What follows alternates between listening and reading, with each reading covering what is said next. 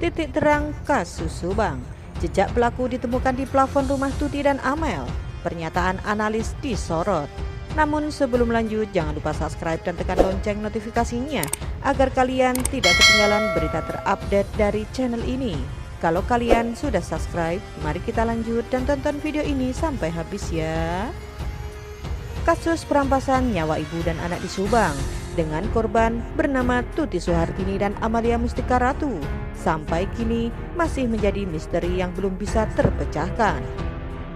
Perampasan nyawa di Jalan Cagak Subang ini sudah berjalan 6 bulan. Akan tetapi pelaku masih belum juga berhasil ditemukan oleh polisi. Terlebih untuk mengungkap kasus perampasan nyawa di Subang ini, pihak kepolisian sudah melakukan berbagai upaya demi bisa terungkapnya siapa pelaku yang tega merampas nyawa Tuti Suhartini dan Amalia Mustika Ratu.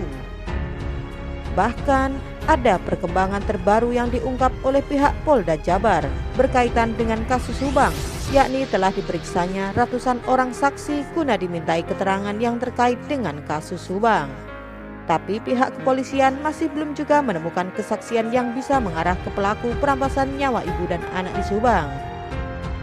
Terlalu lamanya kasus perampasan nyawa ibu dan anak di Subang bisa terungkap, bahkan beberapa pengamat kriminal sampai memberikan analisanya berkaitan dengan kasus Subang. Yakni salah satunya analisa yang diungkapkan oleh Freddy Sudaryanto yang membuat masyarakat menyoroti pernyataan dari hasil analisanya yang berkaitan dengan kasus Subang. Dikatakan oleh Freddy Sudaryanto, jika ada kemungkinan pelaku tengah bersembunyi di plafon rumah korban sebelum sang pelaku melakukan aksi. Dikatakan oleh Freddy Sudaryanto, jika ada kemungkinan pelaku tengah bersembunyi di plafon rumah korban sebelum sang pelaku melakukan aksi perampasan nyawa terhadap Tuti Suhartini dan Amalia Mustika Ratu. Gambaran itu dimunculkan dengan tayangan video di kanal YouTube Freddy Sudaryanto yang diposting pada 17 Februari 2022. Meskipun terkesan konyol, namun menurut Freddy Sudaryanto, hal seperti itu kemungkinan bisa saja terjadi. Terlebih, jika seseorang yang ingin melakukan suatu tindakan kriminal, pelaku pasti akan melakukan berbagai cara guna melancarkan aksinya. Freddy Sudaryanto bahkan juga mengatakan jika kemungkinan di plafon ataupun di dinding rumah Tuti dan Amel ada jejak dari pelaku perampasan nyawa ibu dan anak di Subang.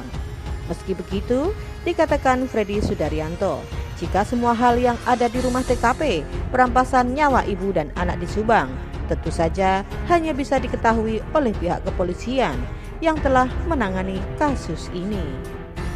Saat ditanya bagaimana sang pelaku bisa dengan mudah keluar masuk dari plafon di rumah Tuti dan Amel, menurut Freddy Sudaryanto, ada seseorang yang memberikan isyarat dari luar kepada pelaku yang tengah bersembunyi di plafon rumah korban. Bahkan Freddy Sudaryanto menyebutkan jika sang pelaku yang tengah melakukan aksi perampasan nyawa dengan bersembunyi di plafon rumah Tuti dan Amel, menurutnya sang pelaku tengah melakukan framing guna mengelabuhi petugas kepolisian supaya menyulitkan penyelidikan. Terima kasih sudah menonton video ini sampai habis ya guys. Jangan lupa like, comment, and subscribe. Dan sampai jumpa di video selanjutnya. Tetap patuhi protokol kesehatan.